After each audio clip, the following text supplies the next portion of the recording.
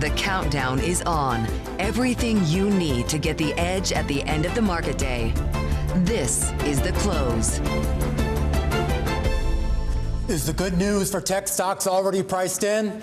Live from Studio 2 here at Bloomberg headquarters in New York, I'm Romain Bostic. And I'm Emily Grafeo. We're kicking you off to the closing bell here in the U.S. Let's get a check on how markets stand right now as we head into the end of the trading day. The S&P 500 just inching into the green here, but we'll mostly call that unchanged at the index level. A lot of movement underneath the surface, though. Tech stocks falling off down about 0.3%. And oil really falling off here, down about 9% again. Do the indexes really care about that move? We're going to get into all of that. And then finally, taking a look at year two, that 10-year yield at 4.6%, Romain. A 9% drop in oil would normally be cause célèbre for equity markets. We did have a strong open across the tape, but that ran into some persistent selling that started barely 10 minutes into the cash session. Selling that has the NASDAQ 100 now poised to slide for a fourth straight day, something that it hasn't done since early January, if you can believe that. And it's now poised to actually retest its 100-day moving average for the first time since early February.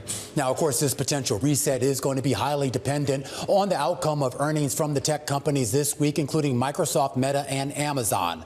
But there is high anxiety out there that the debt-fueled capital expenditure plans, that's going to actually drown out any strong revenue and profit growth numbers. Remember, last week, we saw Alphabet sell off despite a strong earnings beat. Texas Instruments sell off despite a strong earnings beat. Intel sell off despite a strong earnings beat. Investors trying to send a signal to executives that what they want or what they think about ROI, well, is just a little bit different. Well, when the market stops rewarding good news, you have to pay attention because it signals that the narrative is changing. And right now for us, we're focused on this idea that more is no longer more. More CapEx spending actually is starting to worry the markets about when I get a return on investment and if we're going to get to a place of, in fact, overspending.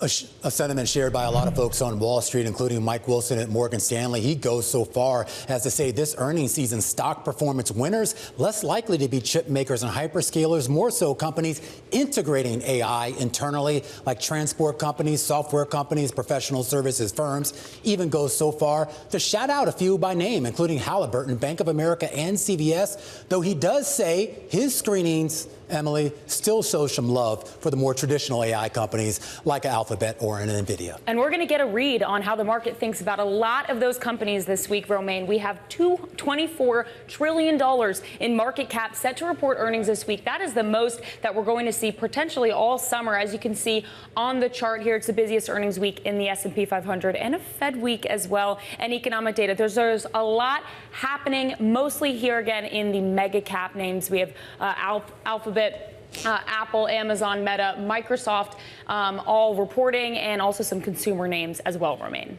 Let's kick things off to the close with Julia Hermann, global strategist at New York Life Investment Management. And of course, Julia, the big focus is all these big earnings that we're going to get over the next few days. I know people are optimistic about in terms of what they're going to report. I guess the question is that already been priced in? Right. Well, we need to contend with the fact that the macro backdrop is not necessarily compatible with the current dynamics in market leadership, particularly in the tech segment. And what I mean by that is we have these really, really powerful chip providers that have a ton of pricing power and, of course, are seen as the winners of this cycle. But they also come with higher historical cyclicality and volatility. And so, candidly, as we look to more of the hyperscalers reporting in the next week, we are considering what that balance of profitability is ultimately ending up in free cash flow dynamics. Well, I am curious about this. I mean, we're on a day where we're looking at the Philadelphia Semiconductor Index down 3%. Application software companies, at least the ones that are in the S&P as a group, they're up 6%. And we've kind of seen this play out over the last few sessions where some people are kind of buying back into some of these hyperscalers and software firms. Is this an actual bet that maybe they could outperform, or is this just, okay, these were the beaten down names, so let's get into those? It could be some of what you just mentioned. You know, honestly, if you look at just the chart of the chip producers versus some of the hyperscaler and the software application companies, it's easy to look at that performance divergence and say, okay, well, AI is just a zero-sum game from the investment perspective. We don't believe that AI is a zero-sum game because obviously this is a supply chain that is maturing extremely rapidly, and when we think about this from the perspective of quality, in addition to just strong profitability, which many portions of the supply chain are delivering right now, we also look at lower earnings variability as a quality marker. And that can also be found just as much in the hyperscalers as it has been found in the chip producers lately. So when you think about the earnings coming up ahead, as Romain pointed out at the top of the hour, we're seeing these results that are pretty decent, and then the stock is getting punished. That's quite rare, actually, to see in the equity market. Are we going to see that with the other mega caps reporting? A repeat of what we saw with Alphabet, where this company comes out, they says, we're going to spend more on AI, and the stock gets crushed? Well, we think about this at the sector level, and there are a few different markers that can help us think of what the health dynamics look like. Ultimately, dividends and share buyback programs are funded out of free cash flow, right? And so between CapEx, which comes before free cash flow, dividends and share repurchases, one of those three things may have to give, not in this quarter, but in the coming quarters and even years. So as long as we are seeing hyperscalers project confidence in terms of their revenue, even if free cash flow is under a little bit more pressure in the current quarter, that would help us feel a bit more confident in the total health of this latest spree. Traders are potentially pricing in a rate hike on Wednesday or in the next few meetings ahead. Can the tech companies still, I guess, embody that confidence if we do see rates move higher from here? Well, certainly with higher issuance related to AI, there is increased interest rate sensitivity there, absolutely. But on our team, we actually have a different view on what the Fed's going to do on Wednesday. We think that they're going to hold. We also expect the Fed to hold through the remainder of this year because there's been such a huge focus on the inflation side of the Fed's mandate. And obviously, it gets harder and harder to ignore that the more that the U.S. and Iran situation escalates. But if you look at the labor side of the mandate, we're in something that looks just about as close to an equilibrium as an economist like myself can possibly hope for. And so that, in our view, really enhances the case for the Fed to remain on hold. Julia, great discussion. Great to have you here in studio. Julia Hermann, global market strategist at New York Life Investment Management, kicking us off to the close here on this Monday afternoon ahead of a busy week for earnings. When we come back, we're going to catch up with the CEO of Taylor Morrison finding a new home at Berkshire Hathaway. We're going to have a conversation about how she actually plans to sort of build that brand under a new roof. And plus, from builders to burgers, Five Guys CEO and co-founder Jerry Murrell is stopping by to share what's driving business as the chain celebrates the 40th anniversary. And we're going to talk sunscreen, Emily. Supergoop, I know you've heard of it. They have a relatively new CEO. She used to run Amazon's health and beauty business. Supergoop looking, well, for maybe an exit strategy for Blackstone. We're going to catch up with her a little bit later in the program as well. Stick with us. This is The Close on Bloomberg.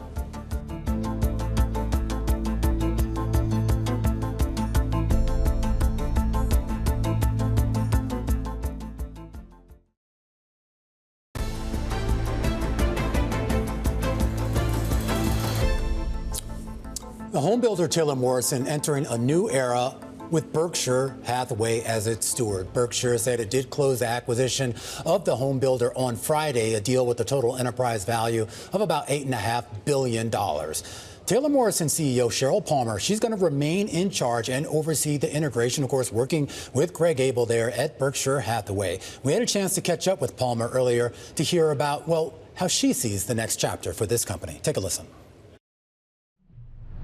Before we went public in 2013, we were a private part of a UK organization, but we were much smaller. And then obviously we've had a lot of growth in the public markets. But this deal is intended to, provide the opportunity to build upon what Taylor Morrison has accomplished. Berkshire buys companies because they believe in them and they want them to continue to what they do and what they do so well.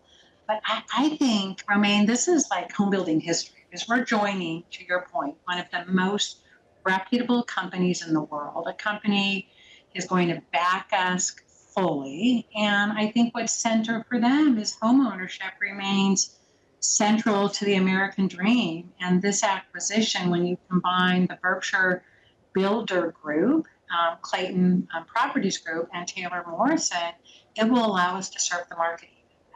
Well, that's what I'm curious about. What does this sort of scale, if you will, provide that you didn't have necessarily before? Are there sort of economic efficiencies that come along with it? Is it marketing? Is it geographical footprint? What? Yes, all of the above for sure. I mean, we have believed in the benefits of scale for years and years, and that's been part of the reason you've seen such significant growth from Taylor Morrison over the years. It's something that I've had the opportunity to work with my board on for the last dozen years. But I remember a time, maybe 20 years ago, that it was all about local scale. And today, I would argue, with the public builders, controlling close to, doubling their control of the marketplace over the last 10 years, that it's really changed. It's evolved where local scale matters, regional scale matters, and certainly national. So there's some significant financial advantages to scale. Then if you look at our new geographic footprint, we really do cover most of the entire map. And then you take leadership from two groups that have had such a wonderful success, history, and bring them together. And I think you bring these teams together and people really will make the difference. And then lastly, I'd mention the portfolio of brands, Romaine. I mean, today we serve first-time buyers, first move-up, second move-up. We serve renters with our Yardley brand, and we serve resort lifestyle with our Esplanade brand. And then you look at Clayton's suite of brands as well. And what we have to do is decide, how do we bring all those brands together for a single platform? Is the mandate, though, that's coming from Greg Abel and the other executives at the top of Berkshire, is it to increase market share for Taylor Morrison, Clayton, or is it something else? Absolutely. Once again, scale matters. And it's not just big for big's sake. It's big so that we can provide a quality product at the right price and fulfill more Americans' home ownership dreams.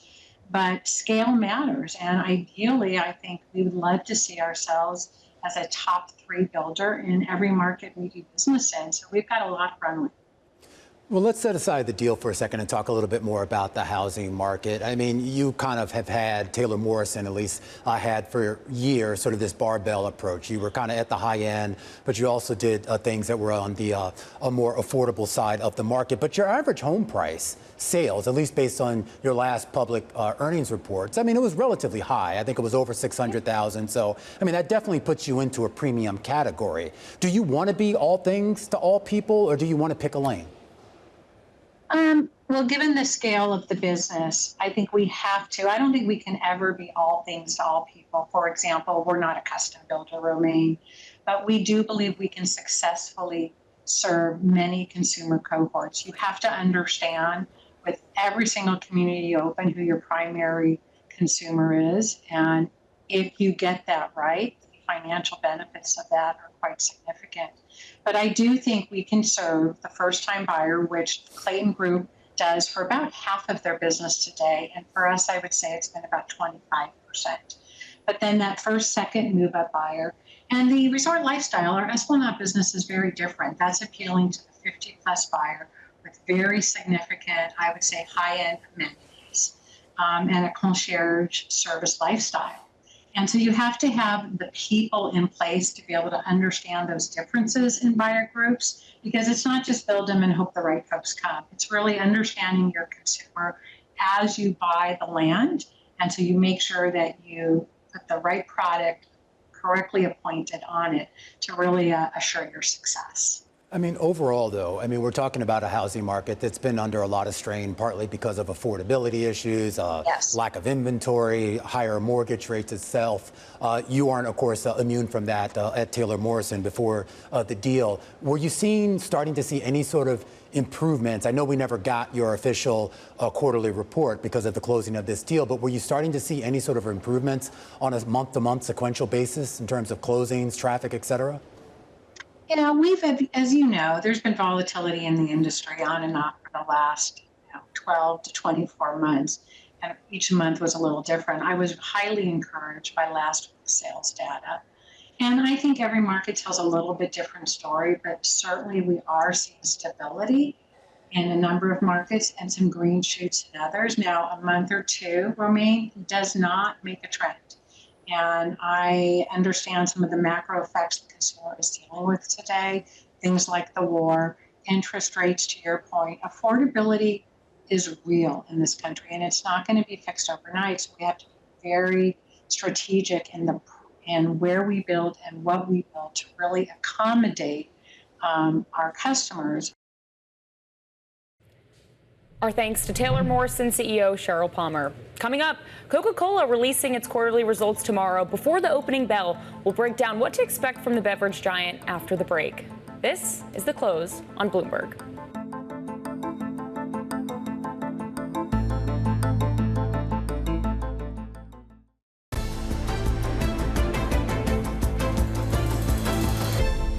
Time now for our top calls. The big movers on the back of analyst recommendations. We're going to start off today with Alphabet.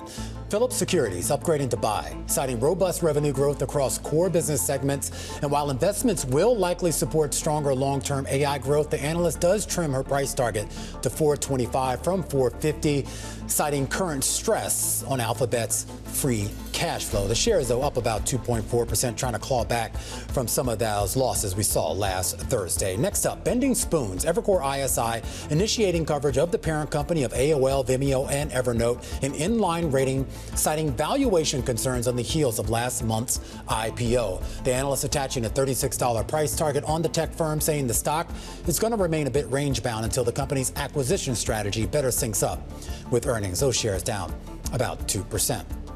Finally, let's take a look at Ford, an upgrade over there to buy from hold. This ahead of the company's second quarter earnings report scheduled for tomorrow after the bell. The firm attaching a $17.50 price target after they see the second quarter as a low point for volume, with post-Novelis production, in their view, set to normalize. Those shares up for a second straight day.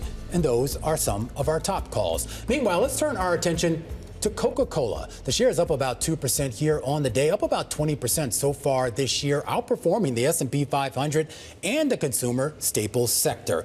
That company expected to report earnings tomorrow before the bell. Joining us right now to talk about what she expects is Lauren Lieberman, U.S. equity research analyst over at Barclays, who specializes in the beverage sector. I was actually kind of surprised, Lauren, about the performance of the stock so far this year. I guess I just hadn't been paying close enough attention to it.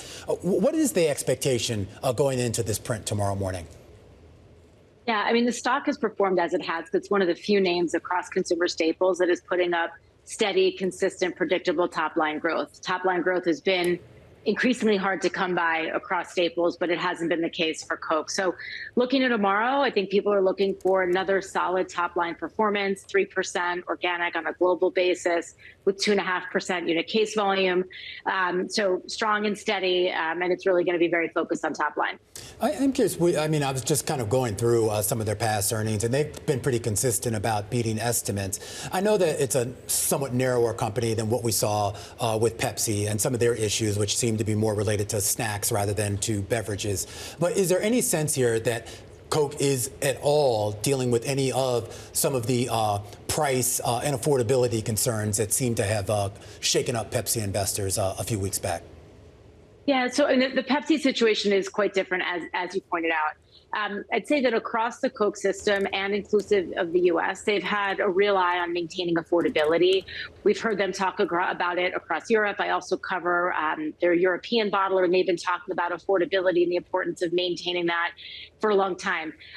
In the U.S., I think you've seen that in the way that the company is managing and the bottling network is managing through aluminum cost inflation, not putting that through to the consumer, and managing through what they call price pack architecture, but just making sure there's multiple packages available at the right price point, at the right channel for the consumer that's shopping there.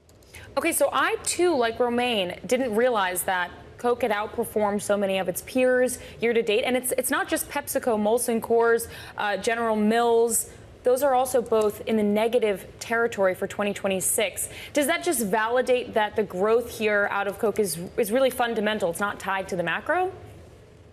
Absolutely. Absolutely. So that's been the big differentiator. And I mentioned earlier that top line growth has been hard to come by across consumer staples. So you've been dealing with changing consumer behaviors, tastes, health and wellness, diet concerns, ingredient profile.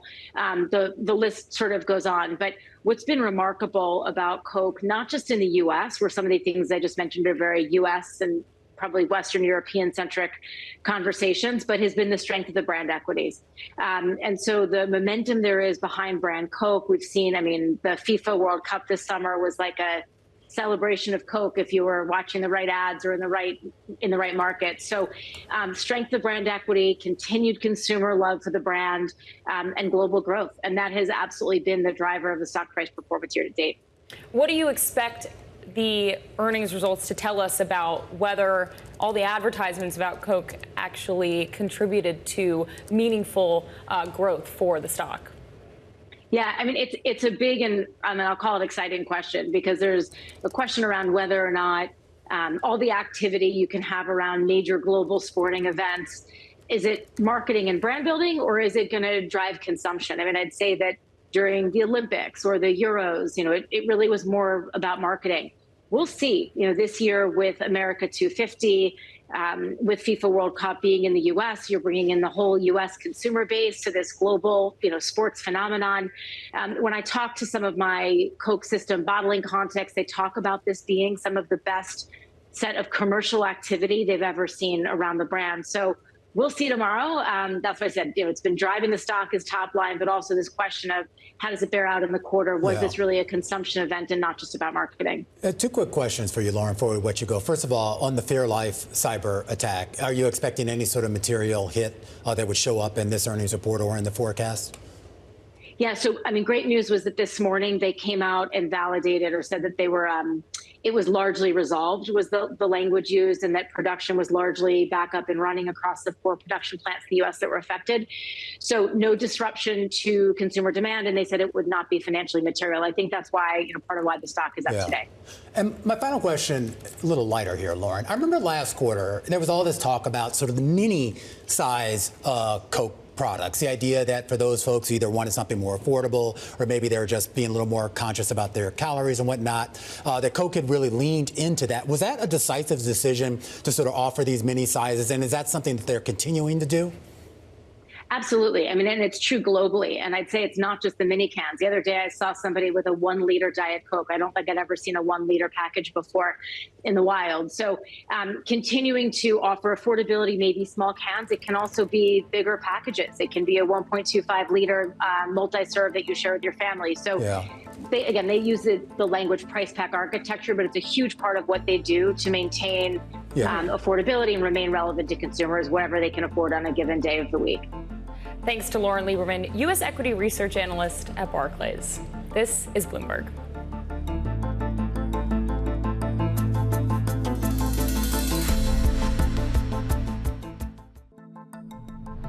In the case of China, they're producing more AI researchers than probably all of the world has, in any given year. And so they're producing, manufacturing intelligence is important. They manufacture the most important version of it, which is the researchers.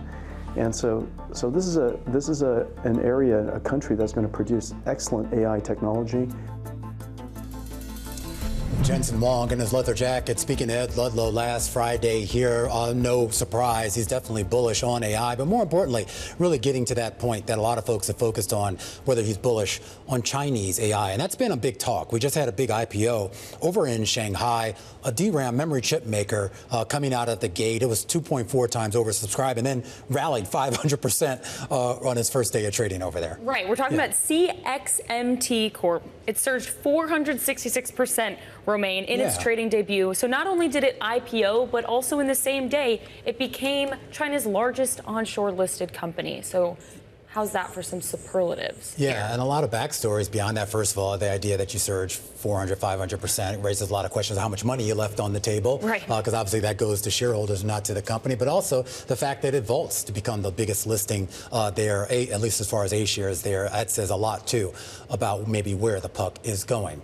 Gary Marcus knows a lot about where the puck is going. He's an emeritus professor of psychology and neuroscience at NYU, founder of Robust AI and Geometric AI, the latter of which was acquired by Uber, and of course one of the preeminent folks there who knows a lot about where we're going in this space. And Gary, I do want to kind of start off with the China angle, because I know you've written a lot about this idea of China maybe surpassing the U.S. in the AI race. And one thing that we didn't have in that clip that we had from Jensen Huang was the discussion that he's had about physical AI and the idea that China, and for that matter, Asia overall, was much more poised to exploit that relative to the U.S.-based AI companies. And I'm curious if you see some truth to that.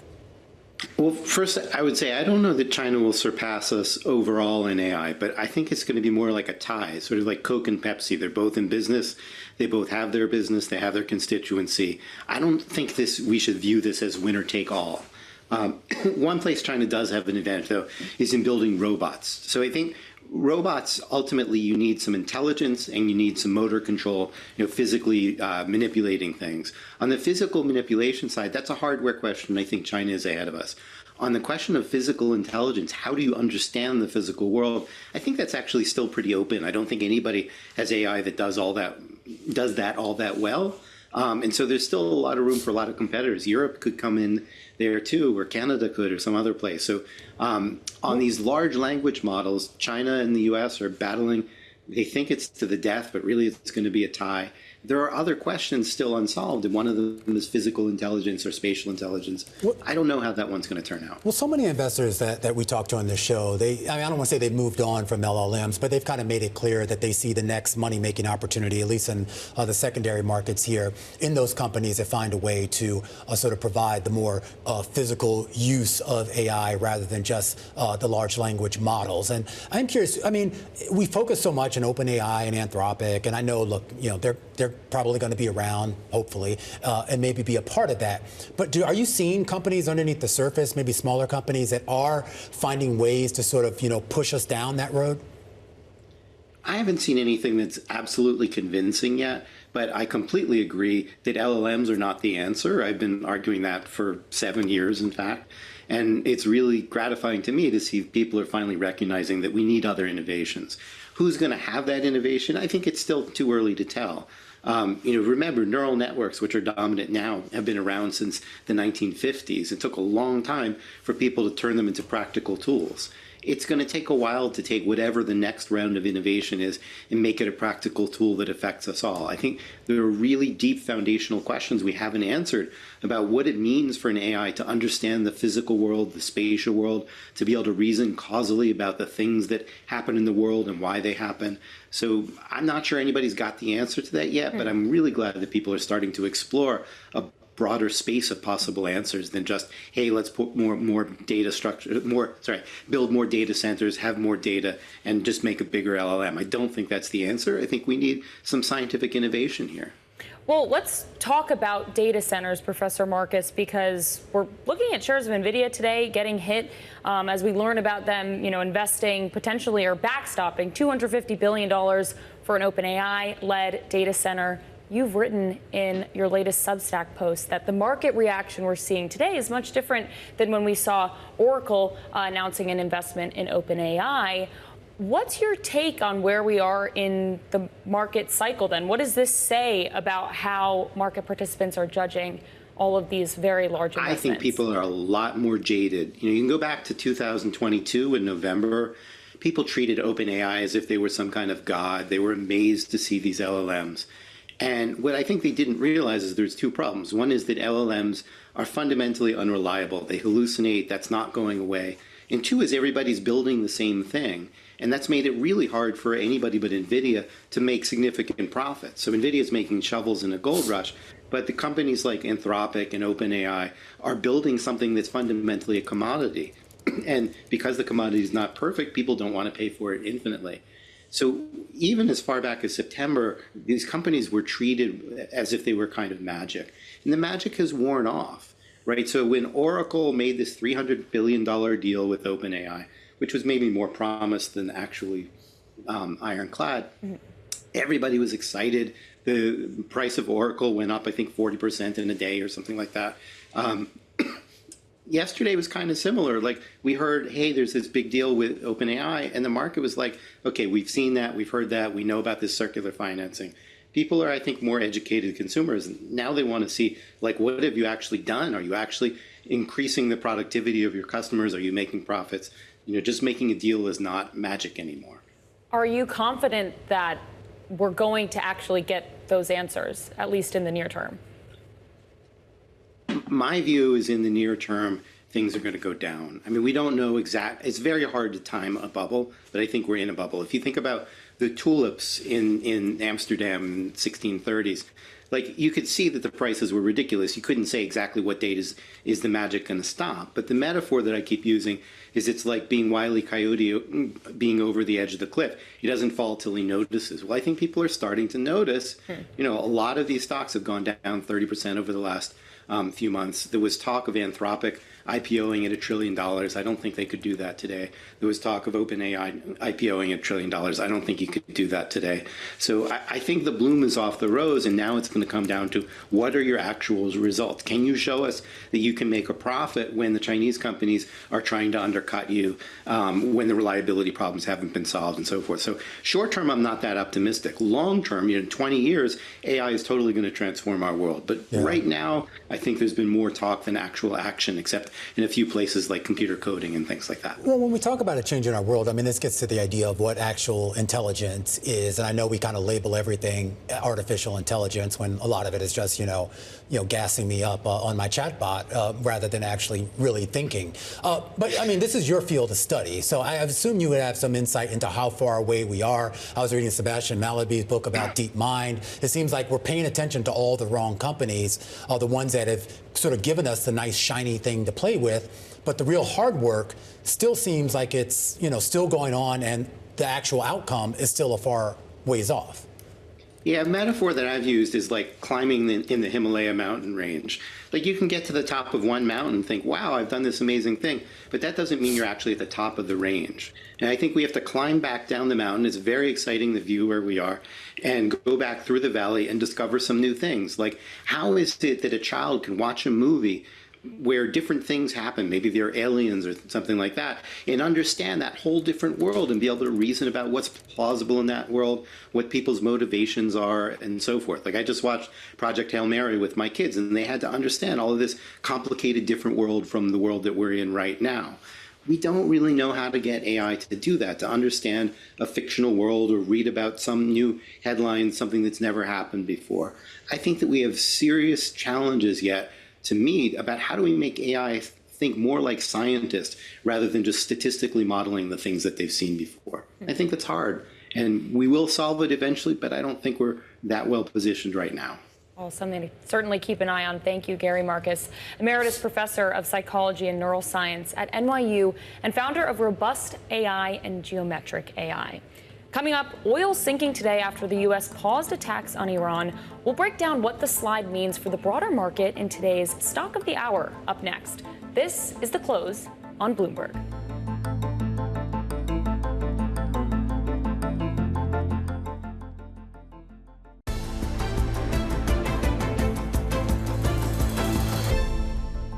Our Stock of the Hour is actually a commodity, crude oil. Brent crude sinking down about 9% after the U.S. paused strikes on Iran over the weekend in an effort to restart peace talks. Joining us live to break it down is Bloomberg TV markets correspondent Nora Melinda. Nora, thanks for joining us. So why is oil down this much if the conflict hasn't necessarily ended entirely? Right. Well, we are seeing traders in the market. They're essentially removing some of that geopolitical risk premium that we've been seeing for months on end. Now, they're not necessarily pricing in the fact that the war is over or that we're seeing the end of the conflict, but more or less the fact that we're seeing a lower probability of a major supply disruption down the road. So you are seeing oil prices coming back just a bit, but they still remain very high. I mean, not to the March peak that we saw of about $118 a barrel for Brent crude, but we are still seeing traders taking a step back, and we are seeing the fact that we're thinking about the future and where that might look like, how it might look like in regards to the supply opportunities there. Yeah, this is the back and forth. It's gotten to the point where I just kind of check out now. It's like, I don't know what the heck's Too much going whiplash on. for you? But I am curious about the market's response, particularly in equity. commodities, like, I mean, on a day like today, we're seeing airlines rally. I guess that's partly because everyone assumes that, jet fuel prices would be lower. Right. Some of the other commodities companies also selling off, I guess, because they're making less profit. Is there a longer term story here with regards to how these stocks are moving on the back of whatever the heck's going on in the Middle East? I know. I mean, well, that's the question here. If you take a look at the airlines, I'm looking at an index of airlines, S15 AIRL, up about 6% year to date, but we're still seeing the group really pressured these previous months. You saw American Airlines reporting earnings. We've been hearing commentary about the fact that the jet fuel prices not only pressuring these corporations, but also the consumer. If you take a look at regular unleaded gas, it's currently sitting at an average don't start. Yeah. Where are we going? Yeah. Well, nowhere right. At $5+ a gallon. Staying home. But it's high. So and we are still seeing, oil up about 20% this month, but that regular unleaded gas up 45% this year. So certainly feeling it at the pump. Yeah, we should point out the president actually speaking now at an event out in Michigan at an auto facility, to be clear as well, saying that Iran is, going to be handled, in his words, saying that they will end Iran's nuclear threat very quickly. But of course, still a lot of loose ends there with regards to the energy situation that is, of course, being dragged down with it. Our Bloomberg TV markets correspondent Nora Melinda there with our stock of the hour, a day where oil prices are down 9%. You expect the equity market to be up much higher. The good news is we are off the lows of the day, but still in the red for the benchmark indices. A conversation up ahead with Jason Pride, who's going to take us to those closing bells right here on Bloomberg.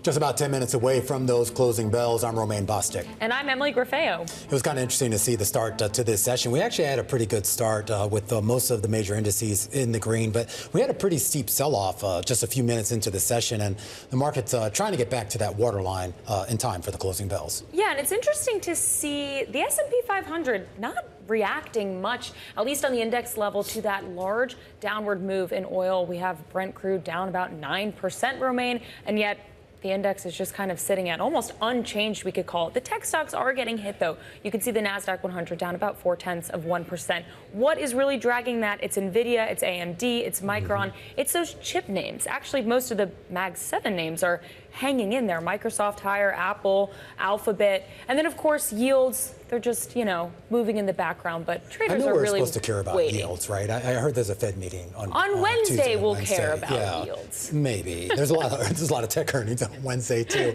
So it looks like Kevin Warsh is going to have a little competition as to what the market pays attention to.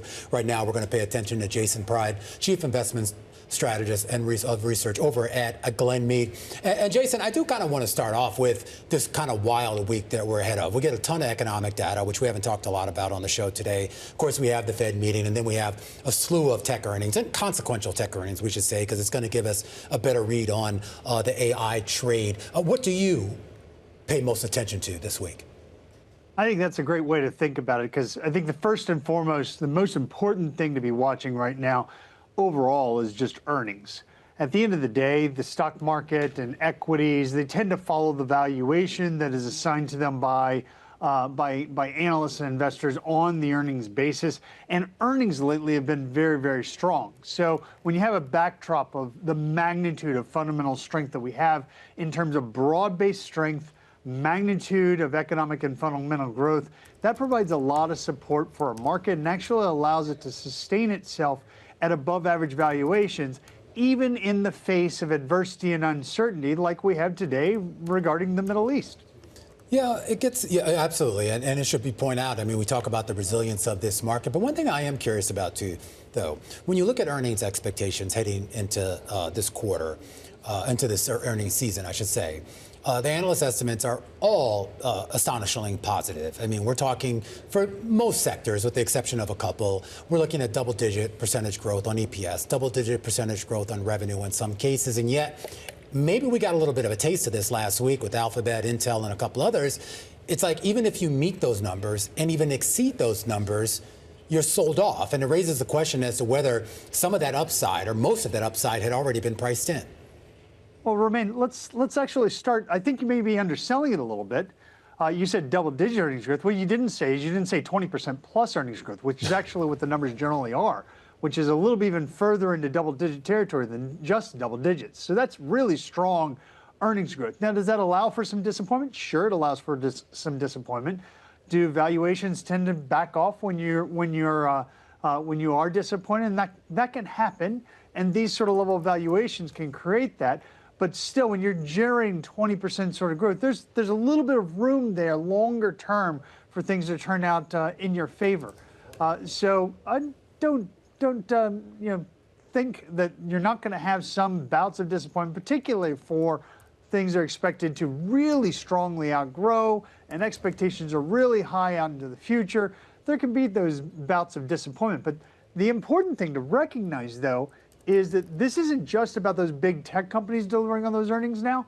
This is now about the rest of the market actually coming in behind those companies and delivering this double-digit earnings growth as well, because this scenario is a broadening amount of earnings growth. Now, I have one more thought to that. This is on the back of a strong economic environment that is delivered on the basis of stimulus that was put in place last year. Companies are now reporting on that stimulus in their books, in their earnings reports, and it's showing up across the board. What does that mean, though, for the Fed meeting? I know Romain said it's all focused on mega caps, but of course, we're also wondering what Chair Warsh is going to do. If you're saying that the economy looks pretty strong, does that argue for, sure, a hike? I think this is going to be a really interesting meeting for Chairman Warsh, Emily, because they come into it with an inflation rate that is not exactly where they want it to be, and an employment market that is at least reasonably good, which would argue maybe they have a chance of raising rates. Having said that, what's going on kind of behind the scenes there, if you actually even look at that latest inflation report, is there was actually softness in there kind of across the board on a lot of different items that I think provides an opportunity for them to take yet again, a wait-and-see approach to inflation at this point in time. It'll take some time for us to actually find out if this inflationary market, which is primarily energy and food-related inflation, actually translates into a broad inflationary base. So far, the data is not proving that out, and these fears that we're going to have a lot of inflation are generally unfounded, at least so far in the data, which I think creates a scenario where the Fed can kind of wait until they actually see that data develop in that direction. And of course, this is all coming on a day when we have oil prices lower and the index not really reacting that much. What is your expectation for geopolitical volatility for the rest of the year? Is this something that markets are going to continue to brush off?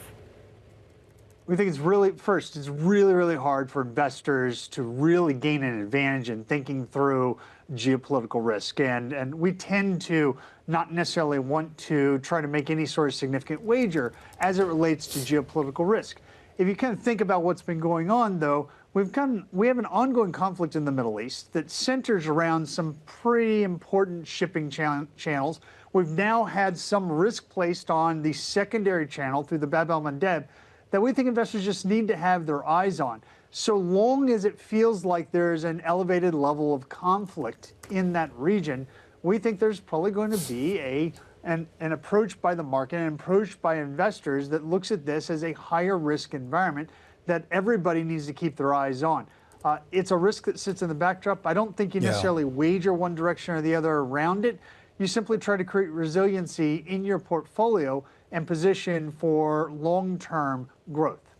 Jason Pride over at Glenmede, counting us down to those closing bells, a day where yields are down, the dollar flat, a big drop in oil prices. And yet, Emily, right now we're taking a look at equity prices, and at least on an aggregate basis, relatively unchanged on the day, though that's an improvement from where we were just a couple hours ago. And you know, Jason was talking about that rotation, Romain.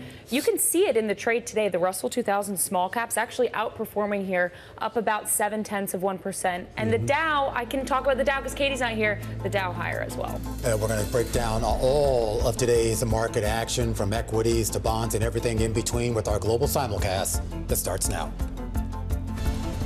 The Closing Bell, Bloomberg's comprehensive cross-platform coverage of the U.S. market close, starts right now.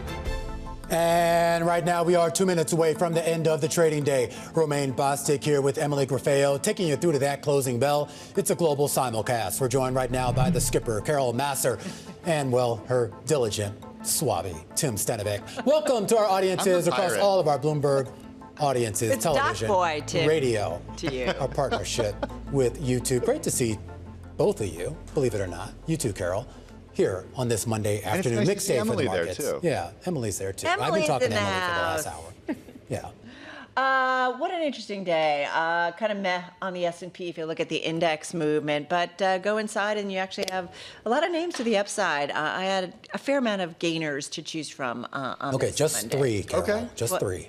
No, there's Yeah. more than three. Okay, I'm going to limit you to three.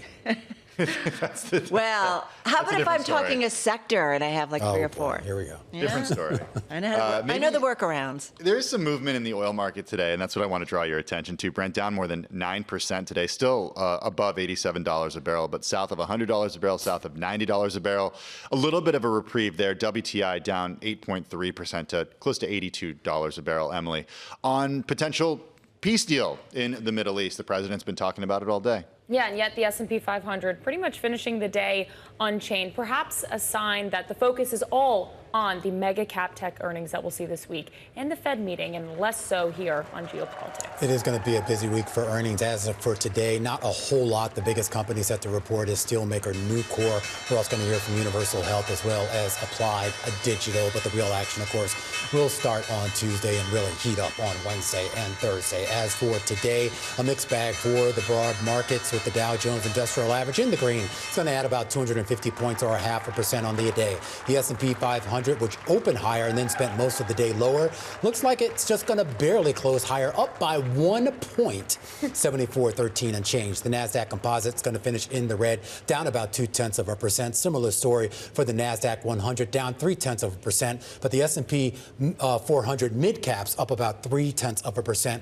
and the Russell 2000 small caps up 0.6% on the day. All right, so there's your overall look at the market trade here. Back to the S&P I go. As I mentioned earlier, 328 names, Emily, actually higher in the S&P 500 on this Monday, 175 to the downside. And taking a look here at just what sectors were outperforming, you can see consumer staples, communication services, financials in the green, information technology, that large red slice here, the sector down about 1% on the day. And you can see that reflected in how the NASDAQ 100 ended the day as well. Energy and utilities also lower, of course, as we saw oil prices moving down today. All right, guys, let's go to some of the individual gainers. So as investors kind of moved away from semiconductors, they said, oh, let's check out those software application stocks today, application software stocks. So they did outperform. And just take a look at something like Workday.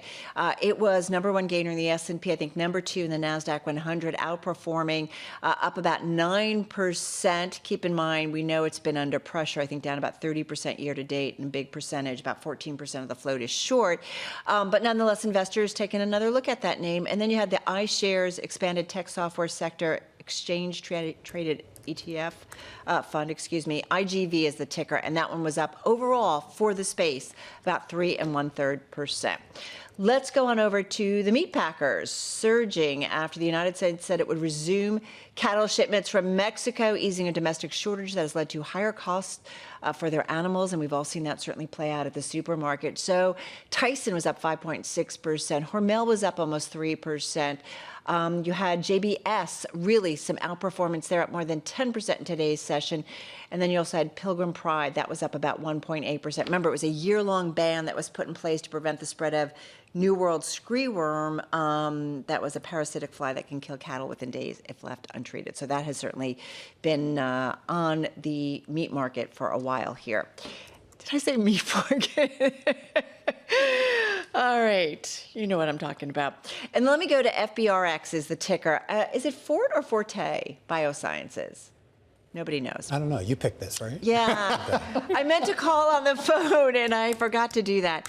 But this one also some outperformance, jumping about 40% after argenx agreed to acquire the biotech at $77 a share in cash, representing a total equity value of about $2.2 billion. Stock is up about 180% year to date, and so a little bit of deal flow. And I forgot. Did I forget to give you guys the ticker? maybe. Anyway, I don't know. It was a outperformer in today's session. All right, let's go to some of the decliners. I want to start with shares of NVIDIA today. On a points basis, the worst performer in the S&P 500. Shares fell 5%. That accounted for 21 points to the downside in the S&P 500 today. This after investors are really trying to digest the $750 billion in deals that are reigniting these fears about circular funding when it comes to AI. So, for example, $500 billion deal with SK Group, NVIDIA, and talks to backstop as much as $250 billion to help OpenAI lease computing power from a U.S. data center project to finance $350 billion of OpenAI's purchases of its chips. So that's happening. Investors are wondering, wait a second, what does this mean for just CapEx and for the investment happening in the AI industry? NVIDIA shares down about 5% today. Also, speaking of chips, ASM Holdings, ASML, ADRs of this company fell by 5.8%. This is interesting. This after a report that a Chinese state-backed company has begun mass production of certain chip-making machines. It's a Shanghai-based company. It started making immersion-deep ultraviolet lithography tools. This cited unidentified people familiar with the matter. It's assembled development teams from other Chinese companies. It sparked a decline in stock for chip equipment peers in Europe and the U.S., including ASM International, BE Semiconductor Industries, Applied Materials, and Lam Research. And finally, given the decline in energy names and potentially something happening in the Strait of Hormuz and between the U.S. and Iran, watching what's happening with energy and with chemicals and fertilizers today. Venture Global fell by 10.4%. CF Industries on the fertilizer side fell by 4.2%. Any pickup in shipping through the Strait would ease disruption in those markets. Those shares fell as a result.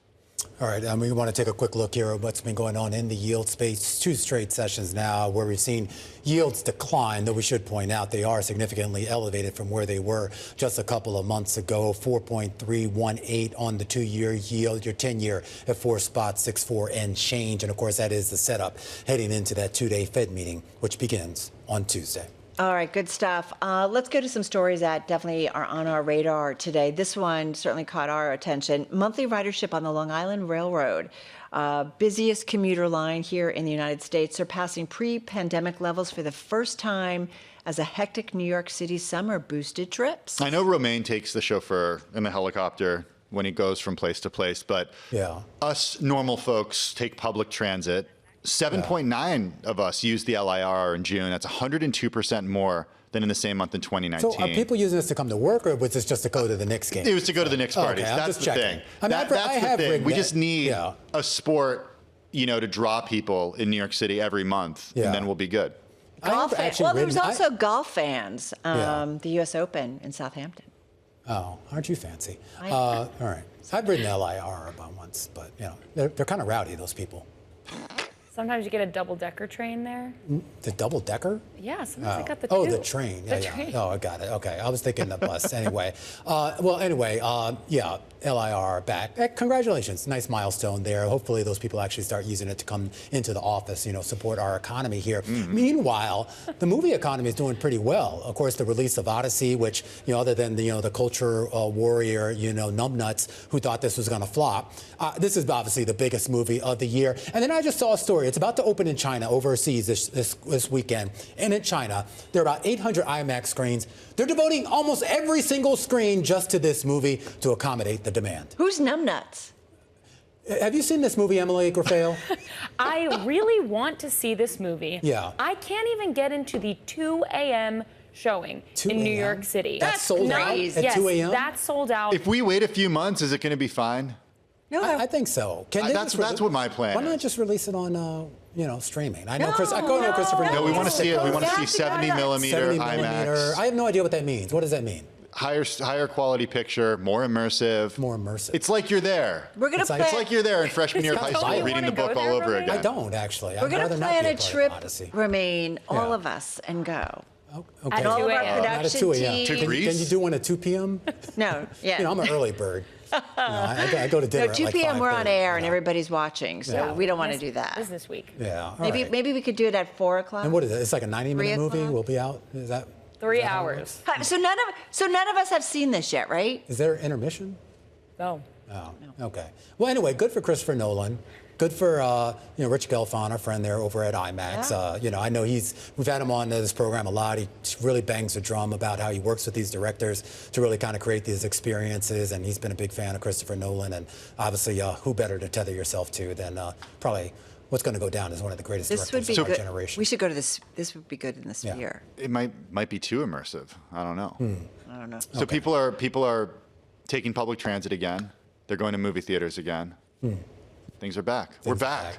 We're back, baby. We're back, baby. All right. Now it's time for us to go. Now we got to go, baby. All right, that is a wrap on our cross-platform radio, TV, YouTube, Bloomberg Originals. We do call it the closing bell. Emily and Romain over there on the close on TV. Tim and I back here on Bloomberg Business Week Daily on radio. Folks, we'll see you again, same time, same place tomorrow.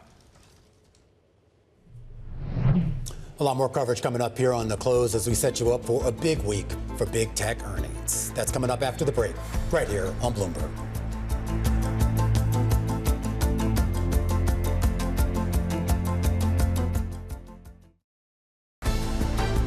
The countdown is on. Everything you need to get the edge at the end of the market day. This is The Close.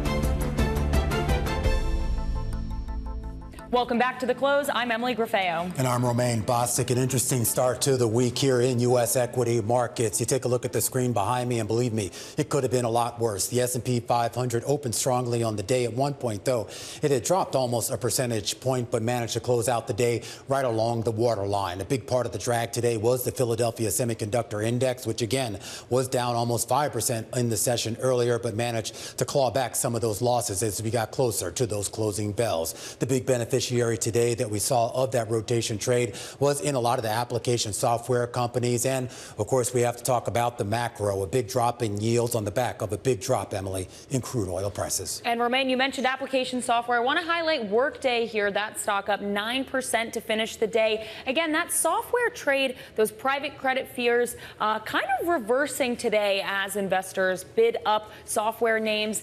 Not working today, though, is the memory names. Those chip stocks falling. SanDisk is one I want to highlight, down about 11% to finish the day, Romain. And that brings us to our top story of the hour, earnings season, a consequential one, to be sure.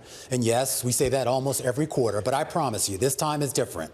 More than 170 companies in the S&P 500 set to report this week, but that includes Apple, Microsoft, Amazon, the first, third, and fourth highest weighted companies in the benchmark index, and each is widely expected to blow past analyst expectations for revenue growth and earnings. Yet each is also widely expected to see their shares sell off as a result.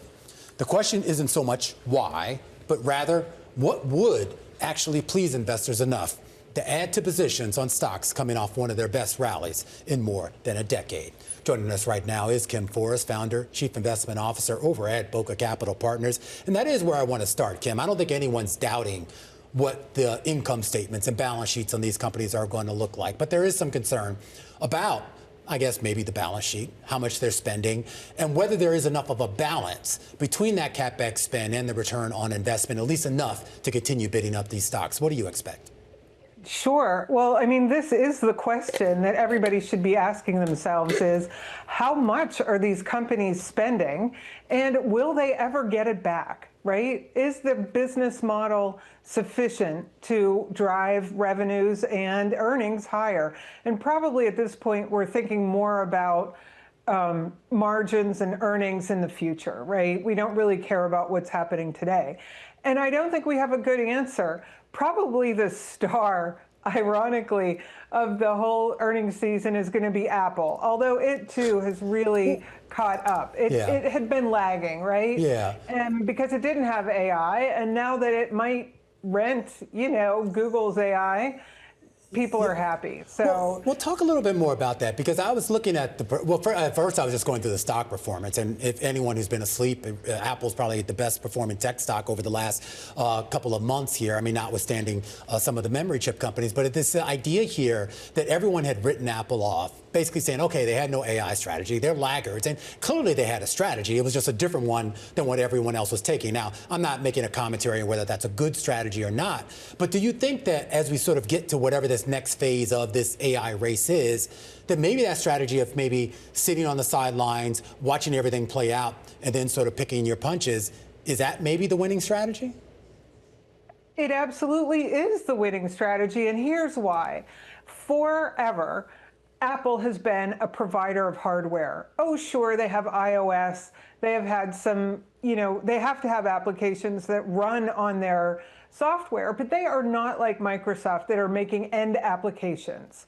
They're making the middle and letting developers develop. So I think it was absolutely an exercise in restraint to not start piling money into AI and, putting together teams of developers that they don't really do that, right? So I think the strategy is completely a winner. And not only that, it looks like they're not going to completely build on top of anybody's stack. So maybe, just maybe, they really have the answer here that you, the end user, can maybe find the AI that works for you and use their device, because they're a hardware maker on, and live happily ever after. So I think they do have a winning strategy. Kim, I do want to ask money you, in the bag. I want to ask you about NVIDIA's strategy and get your reaction to the news we got this morning. NVIDIA working on a fresh round of AI deals worth more than $750 billion. I mean, even for a company as large as NVIDIA, this is a ton of money. Where are they going to even get this funding for all of these deals to get done? Well, they're going to, first of all, look in their own pocketbook. They've been accruing money. And I guess, they're going to go out to the public markets and try to get, or private markets, and try to get people to participate. But what I think the real concerning thing isn't where they're getting the money, but how they're spending the money. And that is in their client base. And while you want a good ecosystem, meaning that everybody is winning in the ecosystem and nobody is taking advantage, you don't ever want to work with a firm that's taking advantage of you. You also don't want one that is totally invested in you. And I guess that's really the issue with NVIDIA, is that circular funding where they're spending money that they hope will ultimately land right back in their earnings statements. I also want to ask you about Amazon. We do have those results coming up as well. And I know that you are a buyer of Amazon. Are you buying more Amazon after those earnings? Well, we'll see. I mean, we're an owner of Amazon. Again, we were trying to have some exposure to the Magnificent Seven without buying all the Magnificent Seven. And Amazon has done something well, which is create a product that people want, and that would be Amazon Web Services. So they're spending money in AI, but it's really to satisfy their customer base. And this is unlike NVIDIA, because their customer base is not going to, participate in Amazon in some weird, circular fashion. So I think Amazon's spending, as long as they can see a way to recover that money that they're spending, they know that these people that are their customers are, going to pay them. I think it's fine to do what they're doing. One interesting thing that coming into this earnings season, a few strategists have talked about this idea that they see some of the winners, certainly not only in the short term, long term, but those companies that have found better ways to employ AI for their own products and services. And I am curious about the retail shopping experience. I've sort of let's just say used one particular chatbot for one particular retailer. It was not necessarily the best experience. And I wonder, how far away are we from having some of these retailers really be able to put something forward that the consumer can use to actually find what they want and what they need, and not necessarily, whatever gobbledygook they're pushing us. Exactly. Yeah. I mean, this is what I wrote in my note, right? That I like Amazon to buy things, but to shop, it's a frustration. So yeah, I really do hope somebody comes up with a paradigm. I haven't found it. Shopping online is frustrating. If you want to go buy something, you can buy it. But to actually kind of like what you do in a store, walk through, find, discover things that you didn't even know you needed, that's really hard to do online. So I'm hoping AI can do it. Absolutely. I don't know. Yeah. We'll have to see. Thank you, Kim Forrest. It's always great to see you, founder and chief investment officer at Bokeh Capital Partners. And coming up, some Fed officials this month have signaled their rationale for higher interest rates. Could this week's decision be a contentious one? We'll ask former Fed Governor Betsy Duke. That's next. This is Bloomberg.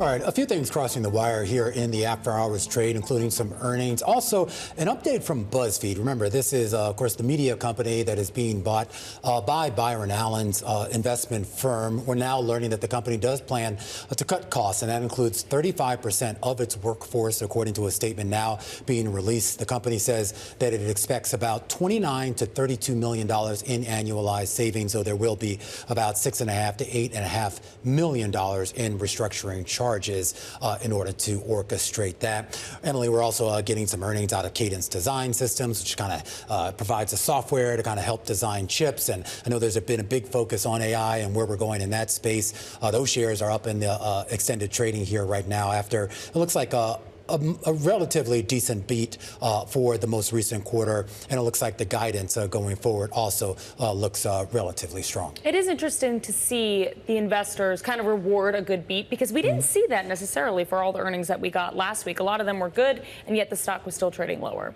Absolutely here. And of course, while the market will have the big eye on what's going on with regard to some of these big tech earnings, they're also going to have an eye on the Federal Reserve. Kevin Warsh presiding over a Fed meeting that takes place tomorrow. Of course, it concludes on Wednesday. And yes, he will be giving a press conference. Joining us right now to talk a little bit more about this and the expectations is Betsy Duke, former Fed governor. She joins us right now. Betsy, great to have you here on the program. Look, I know no one's expecting a change in rates, but we also get to this idea about the debate that has to go on behind closed doors, given the fluctuations that we continue to see with regards to the situation in Iran and its impact on energy prices, and more importantly, the feed through into more impactful inflation numbers that the Fed will have to parse. Yeah, so I don't expect there to be any change. But honestly, I think there's a very good case to be made for making a change. If you look at 5 years, more than 5 years now, the Fed's missed its target. The labor market seems to be stable in any case. The growth in the economy is solid. There's no indication that I can see. It'd be hard to make the argument that the current level of interest rates is restrictive.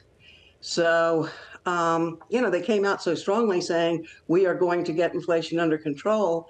If they say that and don't do anything and don't say anything more, that's kind of hard to deal with. So yeah, I think a good case can be made for a quarter-point hike.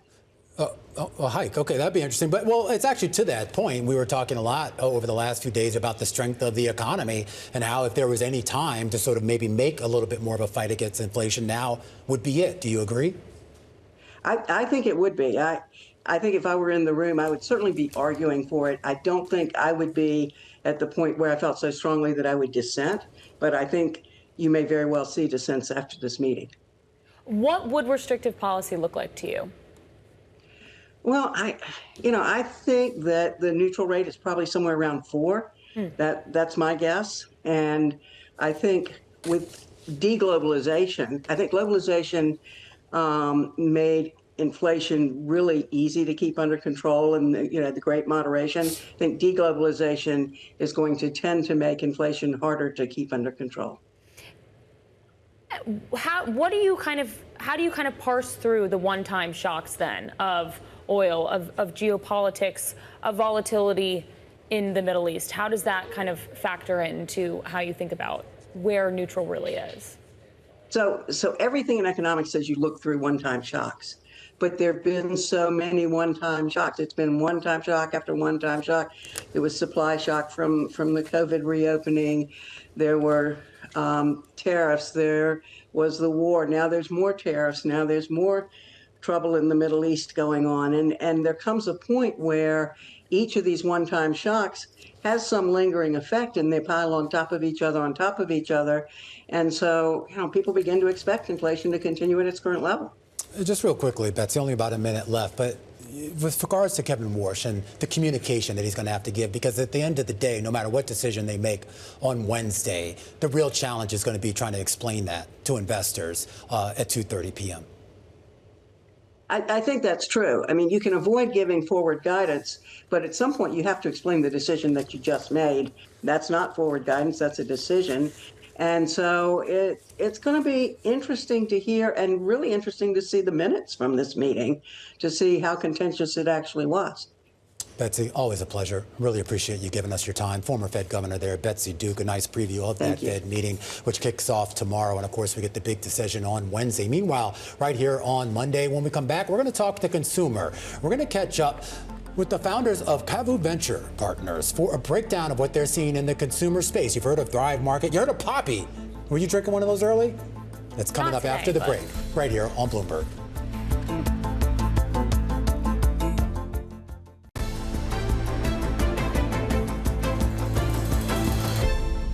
All right, the consumer craze over healthy lifestyles reaching new heights along with the brands tied to that trend. And CAVU Venture Partners Better For You Consumer Fund, which includes brands like Poppy and Whoop, raised $325 million in its latest funding round this past February. Joining us right now are the co-founders of CAVU, Brett Thomas and Rohan Ozu. Great to see you here in studio, too. Obviously, you guys have a long collection of brands, the ones that you're currently in, as well as a few others that you've managed already cash out. When I hear venture capital and I hear consumer, I don't also always hear venture capitalists actually all that plussed about venturing into the consumer space. Why did you think you could make that work, Brett? Oh. Or Ryan, either one of you. No, I started. Yeah. Go ahead. Yeah. It was his Let's idea. leave the brand father for a second. You naturally referred to the brand father. But my viewpoint, I was working in the hedge fund space, and I saw an opportunity where I saw the world starting to get healthier. This is 2009, 2010, the emergence of CrossFit and SoulCycle. And I left the hedge fund when I turned 30.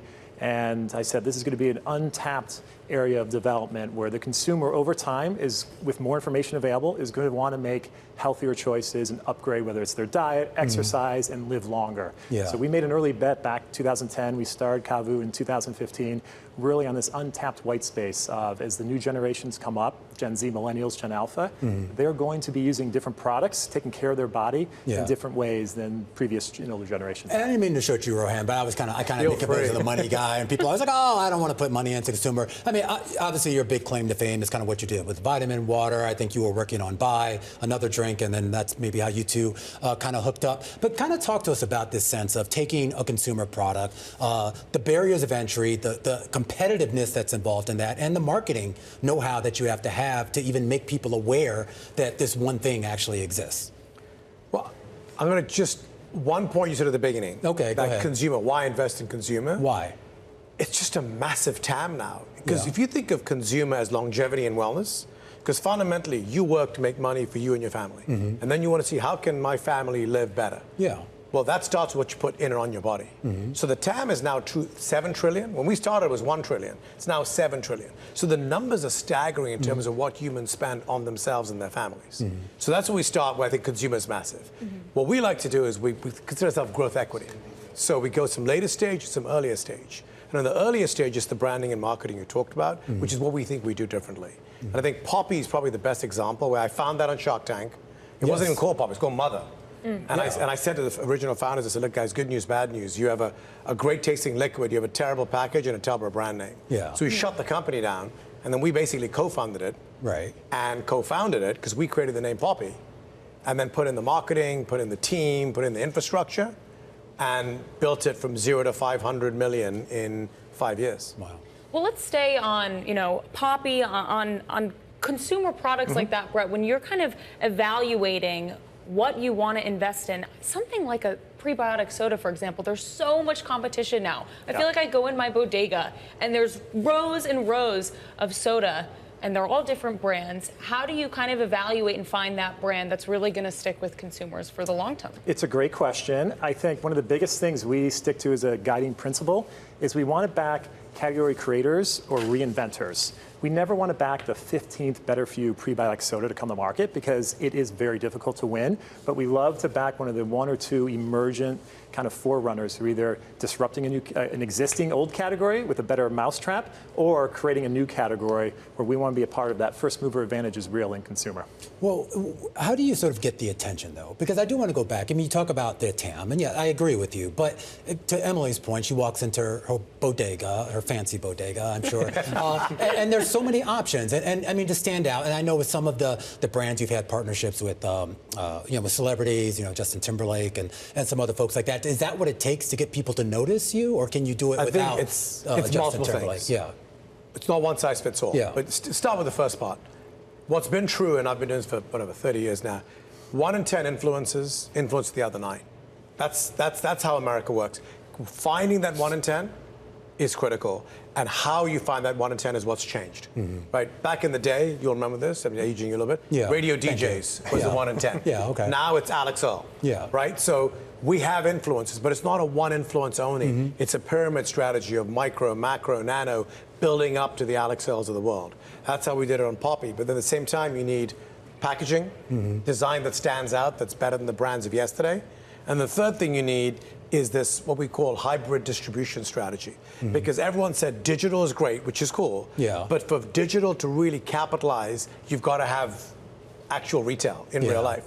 Americans want to wander around. Are most of your products, are they kind of both in the store and direct to consumer as well? Because we've seen some brands try to go just straight direct to the consumer route. Some stuck by it, others evolved, I guess, for lack of a better phrase.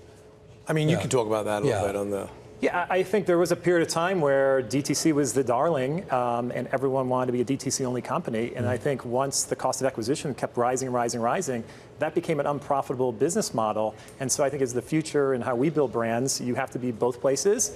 Even if your product doesn't convey the gross margin profile to be able to spend in a certain format, like glass bottles on Amazon, you still need to be there as a marketing channel, because if you're in a crowded bodega, you are looking at a new product, you may pick up your phone and go on an Amazon and look at product reviews. You kind of have to be there, even if it's not a real profitable channel, it is a marketing channel. I want to talk about trends in consumer health tech. You have a Whoop on, that's one of the companies that you guys have invested in. Where's the white space in consumer health right So now? if you asked me this question 5 or 6 years ago, I think longevity is the category. Now, you just don't wake up and say, I'd like to buy one longevity, please, and we're good.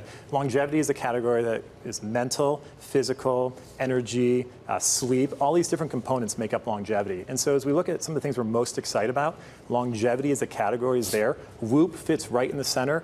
Whoop has gone from a tracking device on steps to strain and how you sleep, to now pivoting to being a health operating system where it wants to one day collect all of your data in one spot so that you can help make better informed decisions about not treating your health issue, but preventing future health issues. So I think there's a huge TAM. It's not winner take all. I think there'll be multiple winners, but longevity is probably the category that we're most excited about right now. Rohan, I got to be honest, I've never tried one of these sleep trackers. I've never tried an Oura Ring or a Whoop. Oh, come on. I get a little nervous that too much data is going to actually, hurt my performance, my sleep.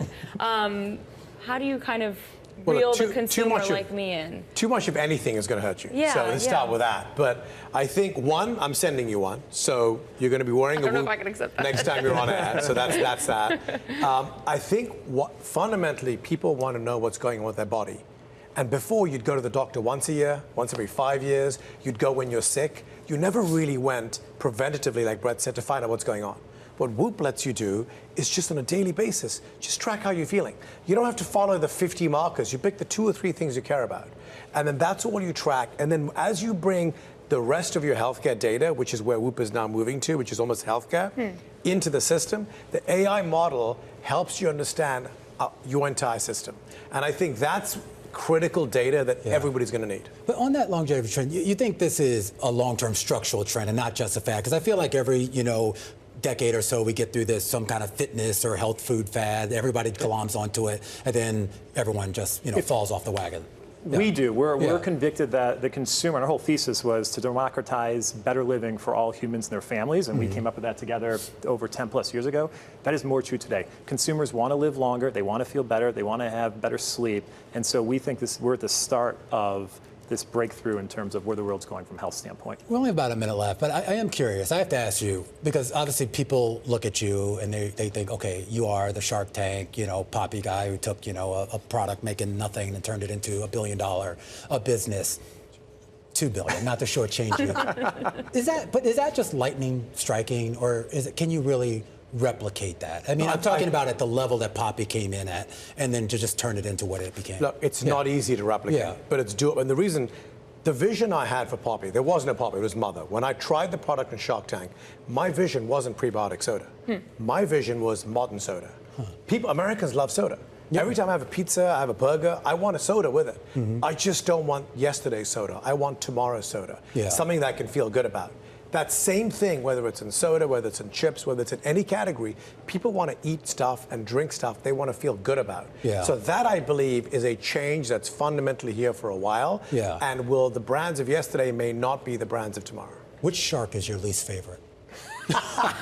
Don't answer that. Kevin, obviously. Kevin. Oh, thank you. Yes, he's my least favorite, too. By the way, we've had 5 sharks on so far, so Kevin was... Kevin came here probably without pants. I'm actually wearing He was pants. interesting. He was on Zoom, thankfully, so we did not get to see the bottom line there.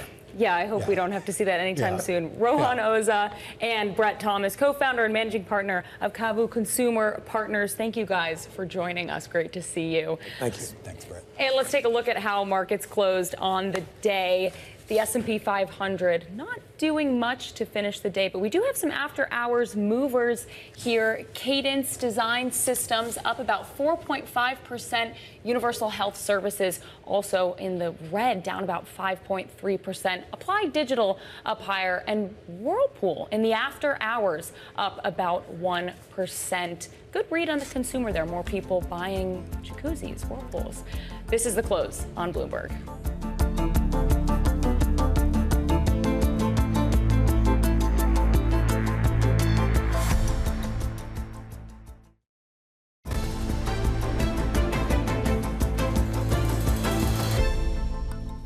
Let's talk about the world of wellness. Our next guest says rising awareness around health and wellness is reshaping her corner of the industry. You may have heard of her company, Supergoop, which has made a name for itself with its innovative invisible sunscreen product. Supergoop CEO Melis joins us live in studio. Great to see you here in person. Thank you for having me. So I want to talk about sunscreen trends in sunscreen, and whether you're actually seeing, what we see on TikTok, people saying use sunscreen every day.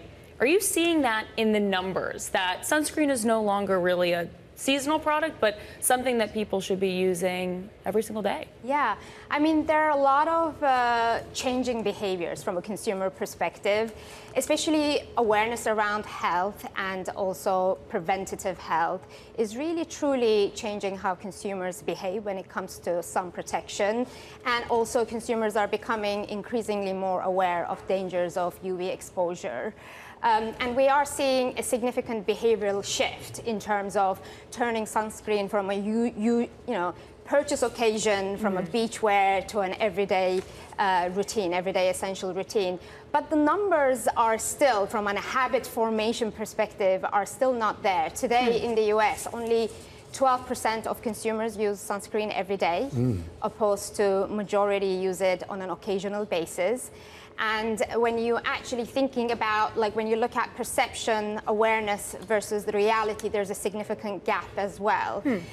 Recently, American Dermatology Association did a survey and actually found that 16 million US consumers stopped using sunscreen altogether because of the misinformation online channels like TikTok, for example. Well, I want to ask also about price because, you were at Amazon. You know about the idea of a dupe here that, there's sunscreens, there's the original invisible Supergoop, and then there's dupes out there that cost much less. How do you kind of compete with all of the other sunscreen products out there when some of your sunscreen does cost, $30, $40 for just a small bottle? Yeah, I mean, we've been innovating in this industry for 2+ decades. And as you said in the beginning, we have been a category disruptive. We created the invisible sunscreen category with our unseen sunscreen. I think, yes, some brands choose to, dupe our look. But I don't think it is actually duping our formulas, because what matters is actually the product efficacy, the safety of the formula that you use. And when it comes to sunscreen, I think it's particularly very important that the highest ingredients and the safety and testing comes into play. You've been doing this, or the company's been doing this for a couple of decades. The founder left last year. You took over as the new CEO. There's been a lot of questions about what the future of the company is. Are there plans to go public at all? I mean, I've just landed. It's been almost 8 months, and I am very much aligned with our investor company who's invested in Supergoop back in late 2021 in terms of... That's Blackstone. What's our objective, yes. What's our long-term value creation objective for Supergoop is. Strategically, our focus is actually building a sustainable, scalable global brand where we continue to drive mission of helping consumers use sunscreen every day. Currently, my focus in the next few years is to continue to build that business momentum and growth. But you have a lot of experience. I mean, you ran Amazon's business, health and beauty business for a lot. So you have the perspective of large scale sales. What gets Supergoop to even larger scale sales? Is it a wider variety of products or just a wider variety of users of the existing products? Yeah, I think from a category perspective, as I said, the penetration of everyday use is very low. There's a significant opportunity for, I think, all brands, not only Supergoop, is to really drive the mission of everyday usage of sunscreen. Because 1 in 5 Americans, unfortunately, experience skin cancer in their lifetime. So the dangers and the risks associated not using sunscreen is very real. So my focus is, from a Supergoop perspective, continue to drive penetration of new consumers, whilst we are also driving strong loyalty and repeat with our existing customers. Again, over the past 2 decades, we've built a very loyal and strong customer base. All right, Melis, so really appreciate you joining us today. Obviously, we're going to continue to follow what's going on. Melis Del Rey, the CEO there over at Supergoop. And as we continue our focus here on the close on the consumer, well, we're going to make a hard pivot from sunscreen to hamburgers. We're going to talk about Five Guys. Could they be the next restaurant chain to go public, particularly with Jersey Mike's breathing down their neck with that big IPO scheduled for this week? We're going to talk to the CEO of Five Guys when we come back after the break, right here on Bloomberg.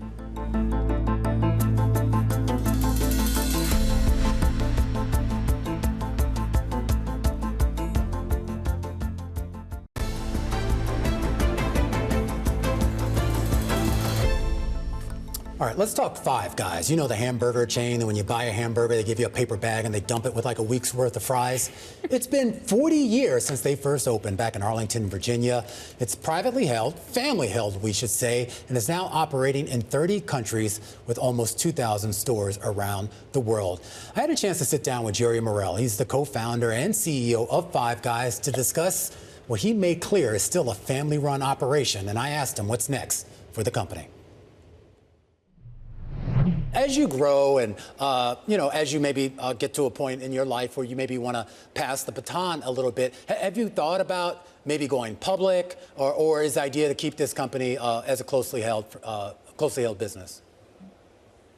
We look at all the options. We get a lot of offers to go public and to sell the business. And you got to remember that we've got probably 30, not 30, but close to 20 family members working in our business, grandkids and kids and wives, and we got a whole lot of relatives that like Five Guys and want us to keep it. I think it's interesting you keep bringing up family, and obviously just the name of your business harkens back to the start of that with you and your four sons. And I'm curious about this idea of sort of how do you sort of keep a family business going long term, when there are so many pressures out there to sort of either shift the business in a different direction or just dealing with, changing tastes and changing perceptions in the consumer marketplace? Well, I get a whole lot of credit for things I don't do. And Five Guys was built by my first 3 oldest sons, me and Janie, and Janie. Janie and the first 3 boys built Five Guys. I had very little to do with it. I never cooked a hamburger. I mean, they did all the work. And whatever decisions they made, we went along with them. And it's still that way. So I think they're all having fun and they want to keep doing it. Whose decision was it to sort of, put all those fries into the bag, basically just kind of overload it? Because, I mean, that, of course, brought a lot of people to Five Guys. That was kind of the hallmark. You come there for the burgers and you walk out with, like a week's worth of fries. I can remember my kids when we used to go to some place for hamburgers and fries.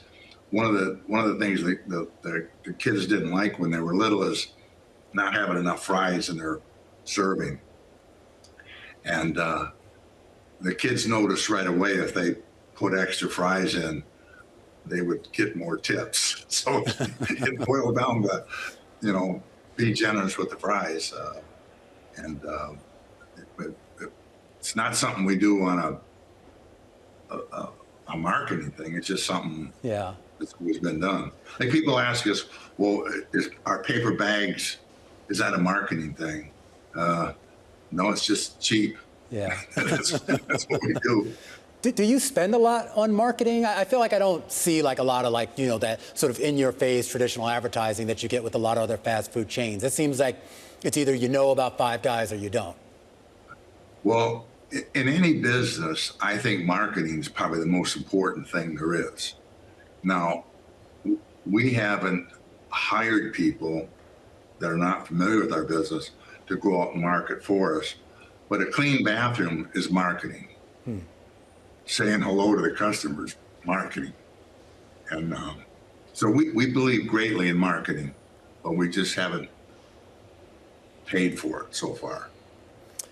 My last question here, Jerry, also has to do with this idea, going back to expansion. You have, you know, a few hundred stores outside of the United States. When we think about the burger and fries, which is kind of quintessentially American, or at least we think of it that way, how much does that translate into Asia or Europe or Latin America or wherever? Well, that's a funny question, because when we first started, I remember we opened up a store about 90 miles away from us in Richmond, Virginia, and I couldn't sleep that night because I said, you know, people aren't going to know who we are. And we opened up there and we did all right. Same way we went to Great Britain, I said, my gosh, why would you want to open up in Great Britain? They don't know anything about hamburgers and fries, and almost every country that we've opened up in, I've been worried that we wouldn't be accepted, but we've been lucky, and people have accepted us. Jerry Murrell, the co-founder and CEO of Five Guys. Emily, that does it for us here on The Close on this Monday afternoon. We'll be back tomorrow with all your market moving news right here on Bloomberg.